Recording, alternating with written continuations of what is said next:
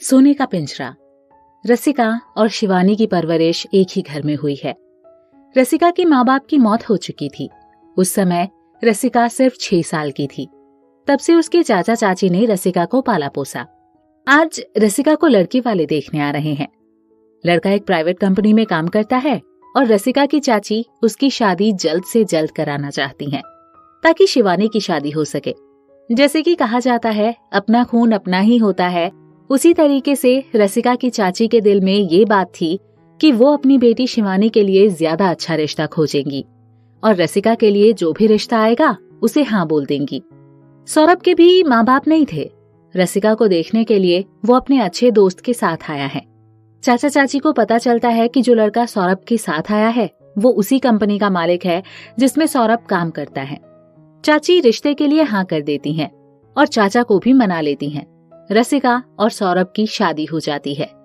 शादी में सौरभ के बॉस को देखकर वो चाहती थी कि शिवानी की शादी उससे हो जाए और रिश्ते की बात करती हैं।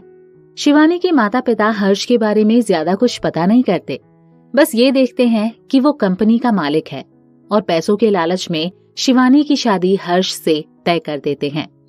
शादी के कुछ महीनों बाद, सुनिए, मैं मम्मी पापा से मिलने घर जाना चाहती हूँ, आप मुझे छोड़ देंगे? अपने घर जाकर क्या करोगी? वहाँ ना एसी है और ना ही स्टैंडर्ड। अब तुम्हें यहाँ रहने की आदत लग चुकी है, वहाँ तुम्हारा मन नहीं लगेगा। ऐसा तो कुछ नहीं है, मेरा पूरा बचपन वहीं बीता है। मेरे माँ बाप वहाँ रहते हैं, उस घर में मुझे अच्छा लगता है। एक बार कह दिया ना, नहीं जाना है। ऐसा कहकर वो ऑफिस के लिए निकल जाता है। शिवानी को कुछ समझ नहीं आता। फिर वो अपनी मम्मी को फोन लगाकर मिलने के लिए बुलाती है। दूसरे दिन शिवानी के मम्मी पापा घर आने वाले होते हैं। सुनिए, आज आप जल्दी आ जाइएगा, मम्मी पापा आने वाले हैं। क्या करेंगे यहाँ आकर? कैसी बातें करते हैं आप, प्लीज टाइम पर आ जाना। घर पहुँचते हैं। अरे आइए आइए, आने में कोई तकलीफ तो नहीं हुई? नहीं बेटा, आने में कोई तकलीफ नहीं हुई। तुम लोग कैसे हो, सब ठीक है? शिवानी घर नहीं आ रही थी तो हमने सोचा हम ही मिलने आ जाएं। अरे बहुत अच्छा किया आप लोगों ने। मैंने कहा भी था शिवानी को कि घर होकर आ जाओ, लेकिन वो मानी ही नहीं। कहती है अब उसे उस घर में मन नहीं लगेगा। शिवानी घूर कर हर्ष को देखती है। उतने में घर के नौकर नाश्ता लेकर आते हैं। नाश्ते में बहुत से इंटरनेशनल फ्रूट्स और डिशेस थी। अरे ये सब क्या लेकर आ गए? इनके तो नाम भी नहीं पता होंगे इन लोगों को। एक काम करो, इनके लिए पोहा बना कर ले आओ। अरे मैं तो मजाक कर रहा था। ये किस तरीके का मजाक हुआ? शिवानी के माँ बाप 1-2 दिन रुकने के लिए आए थे, लेकिन दामाद की ऐसी हरकत देखकर कुछ ही देर में वहां से चले जाते हैं। मैं मानती हूँ हम आपके जैसे रईस नहीं है, लेकिन इसका मतलब ये नहीं है कि हमारी कोई इज्जत नहीं है। क्या हो जाता अगर मम्मी पापा से अच्छे से बात कर लेते तो? इसमें बुरा मानने वाली कौन सी बात थी? मैंने कहा तो था, मैंने मजाक किया। हर्ष उठकर वहां से चला जाता है। शिवानी उस रात बहुत रोती है।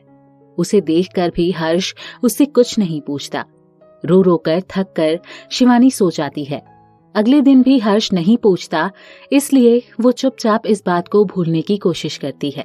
कुछ दिन बाद, क्या मैं अपनी पुरानी जॉब कंटिन्यू कर सकती हूँ? घर पर ज्यादा काम होता नहीं है और मैं घर पर बैठकर बोर हो जाती हूँ सारा दिन। मेरे पास इतना पैसा है, तुम्हें काम करने की क्या जरूरत? बात पैसे की नहीं है, मुझे अपना काम करना अच्छा लगता है। नहीं, मैं नहीं चाहता कि तुम घर से बाहर जाकर कुछ काम करो। लेकिन मैं करना चाहती हूँ। एक बार में बात को मान जाया करो। ये तुम्हारी जबान लड़ाने की आदत मुझे पसंद नहीं है। शिवानी समझ जाती है कि हर्ष उसे बिल्कुल ऐसा रखना चाहता है जैसे वो नजरबंद हो। वो अपने माँ बाप को कुछ नहीं बताती क्योंकि उन्हें परेशान नहीं करना चाहती थी। शिवानी सोचती है कि उसे हर्ष से बात करनी चाहिए। इस वीकेंड होम शॉपिंग पर चलें क्या? बाहर जाने की क्या जरूरत है? तुम्हें जो भी सामान चाहिए मैं सब कुछ घर पर भिजवा दूंगा। पर मेरा बाहर जाने का मन है। क्यों? बाहर क्या तुम्हारा कोई आशिक है जो तुमसे मिलने आने वाला है? ये कैसी बातें कर रहे हो आप? मैं सब समझता हूँ।